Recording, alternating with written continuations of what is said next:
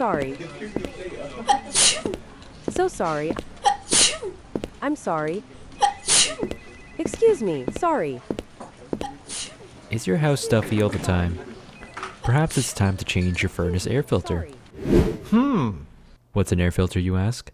The air filter is found in all homes, including yours. Its primary job is to keep debris such as dirt and dust from re-entering the air that you breathe.